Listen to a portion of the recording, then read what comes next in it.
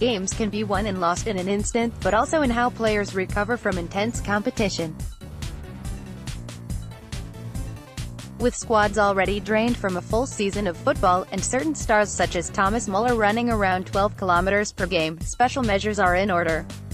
Eager to shed light on the sleep, diet and recovery strategies powering England's World Cup campaign, Joe spoke to Matt Burton, an exercise scientist who has worked with teams such as Crystal Palace, QPR and Coventry City. The level of detail that goes into programming a recovery plan is astounding, Burton states. The coaches from each team will have protocols in place at both a squad and individual level. This will be based upon information they receive from the players' club staff. For example, each team will have a post-match plan in place which all players adhere to, but they will also allow an extra day's recovery for those who have been identified as needing it. These are usually the pacey, powerful players with high neuromuscular demands. Jamie Vardy is a prime example. There are 3 essential pillars of recovery: sleep, nutrition, hydration. Each possesses a huge impact on how players recover.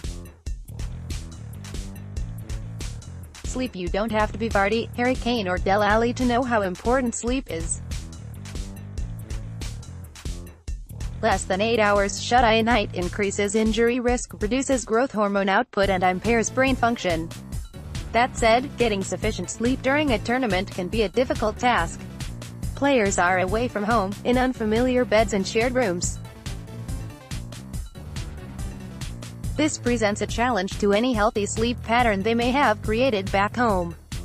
Burton has outlined what a typical sleep strategy looks like in the England camp: an ideal sleeping environment, a quiet, dark room with no light and a temperature around 18 degrees, electronic devices turned off around 45 minutes before sleep, a high-protein meal consumed a little over an hour before bed, often with some carbs. High carb intake promotes serotonin release, and high protein increases the quality of sleep. Avoid alcohol and caffeine in the late afternoon and evening. Keep a regular sleep schedule with a wind-down period of 1 hour. Dimmed lights, no blue light from electronic devices. This is an adage underpinning football nutrition. Nutrition incorporates supplements, pre-match meals, post-match meals and focused carb intake. Every club has its own nutrition and supplement protocol in place for players. When it comes to international duty, coaches combine what players follow at club level and expand on it to fit the country's vision. Also a biosynergy ambassador, Burton has outlined a few of the basic nutritional strategies that clubs and countries employ to maximize recovery. England have 3 games in 10 days, and research suggests 6 to 10 grams of carbs per kilogram of body weight will be consumed during this period. There is just 1 game a week. This level of carb consumption is roughly halved to stay lean. Recovery shakes are also essential, Burton states, as food is not always practical. My personal preference for a recovery shake contains 60 to 80 grams carbs and 30 grams protein. This will be consumed within 45 minutes of the session or activity ending. This acts as an anabolic, muscle-building tool and also serves to reduce cortisol, stress hormone, levels built up during competition. The role of protein cannot go understated. Eating around 20 to 30 grams of protein with each meal is vital, especially 30 to 60 minutes post-match or after a long training session. Not only will this repair muscle tissue, but it ensures the body is ready for its next challenge. On match day, the onus is on digestion and rapidly available energy.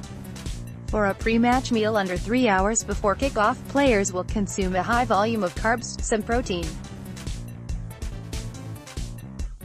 Competing during the summer just compounds the problem, so remaining hydrated is crucial.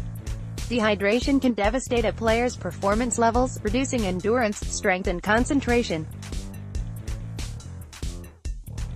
If Gareth Southgate's squad are to play to their full potential, all players need to stay switched on for the full 90 minutes, or longer. Most national teams employ specific hydration plans, which Burton elaborates on.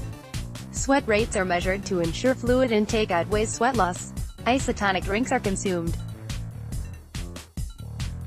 Their carbon electrolyte content is optimal for quick absorption from the stomach. Electrolytes also help to reduce muscle cramping. Around games and training, alcohol and excessive caffeine intake should be avoided. While traveling, especially by plane, players will consume 1.5 times their normal fluid intake. To speed up the recovery process, players may also wish to make use of massage therapy in compression garments. If you thought players would crash out in bed after a game, you'd be mistaken. They'll typically engage in light recovery, often on a bike or in the pool. Mobility work will also prove useful for prehab and injury prevention. There is no excuse for England's players to miss out on sleep, be dehydrated or have a diet that does not meet the nutritional demands of the sport. Failure to get this in order could see the squad coming back on the first plane home.